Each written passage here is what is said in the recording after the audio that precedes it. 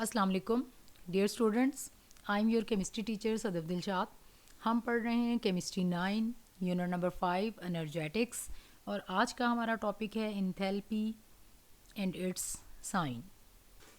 Examination point of view से अगर हम इस क्वेश्चन को देखें तो ये लॉन्ग क्वेश्चन के तौर पे आता है। क्वेश्चन कुछ इस तरह से आ सकता है, what is enthalpy and right the difference between heat and enthalpy. तो आज हम इसको लॉन्ग क्वेश्चन के पॉइंट ऑफ व्यू से इंशाल्लाह डिटेल में डिस्कस करेंगे।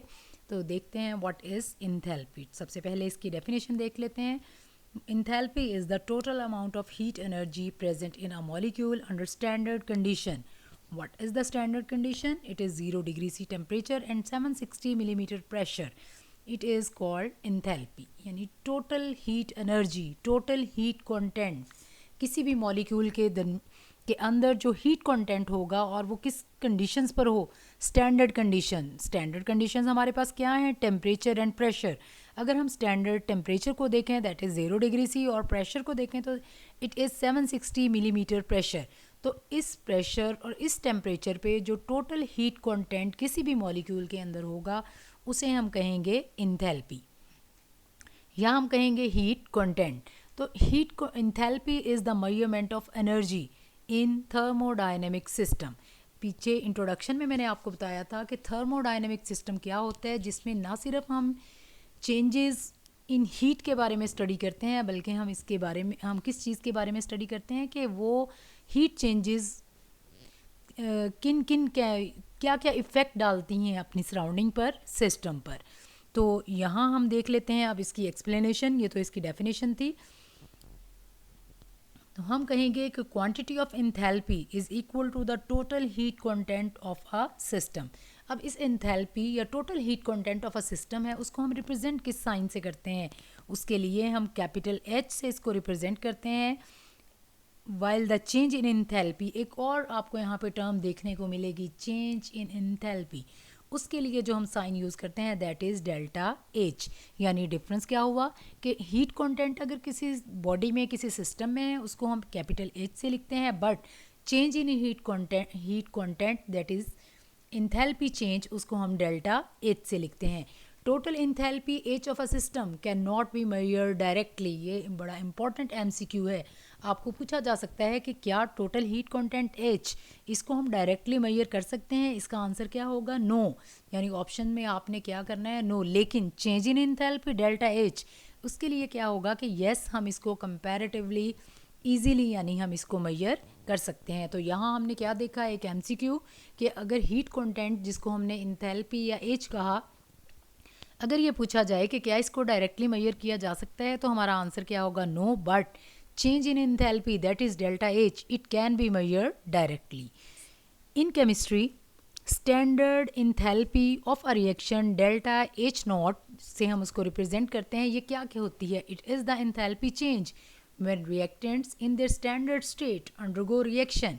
यानी जब रिएक्टेंट्स अपने स्टैंडर्ड स्टेट में, स्टैंडर्ड स्टेट्स मैंने प्रीवियसली मेंशन की, temperature and pressure, 0 degree C temperature and 760 millimetre of Hg pressure, it is the standard state.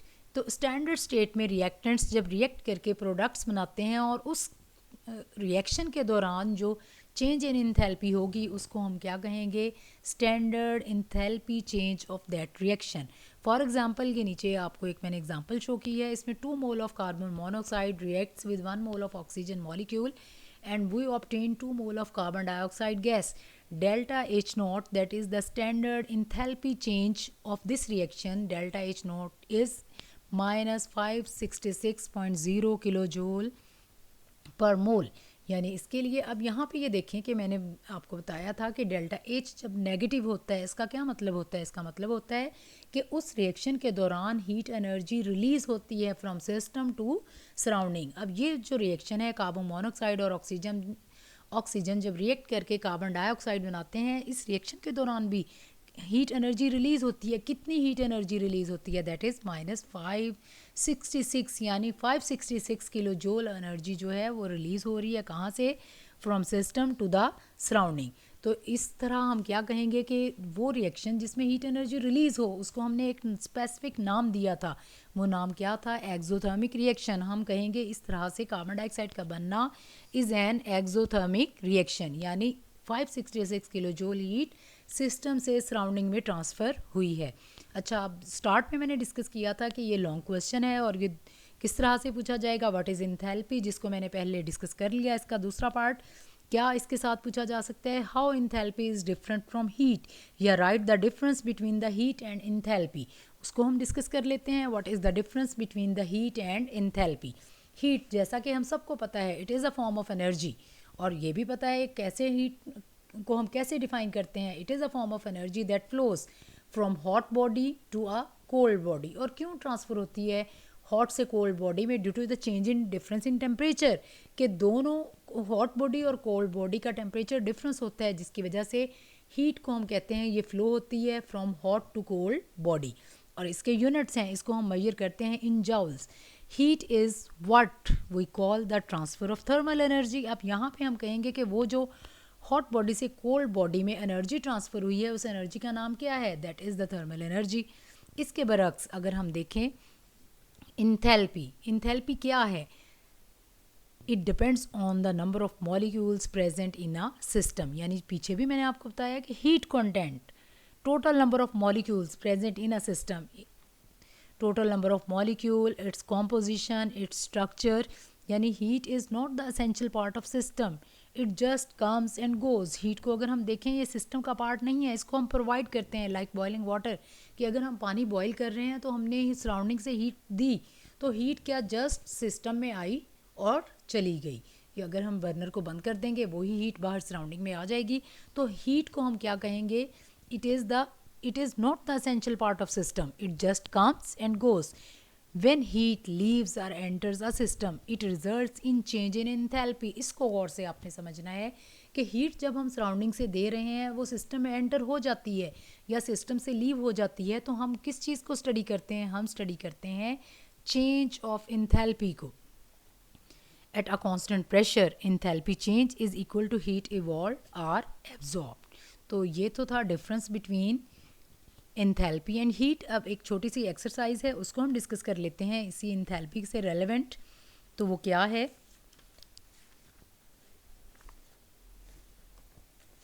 करके energy B transferred in a form other than heat during a chemical reaction. अब हमारा question ये है कि क्या energy को chemical reaction के दौरान किसी और फॉर्म में चेंज किया जा सकता है? यस, इसका आंसर हमारा क्या होगा?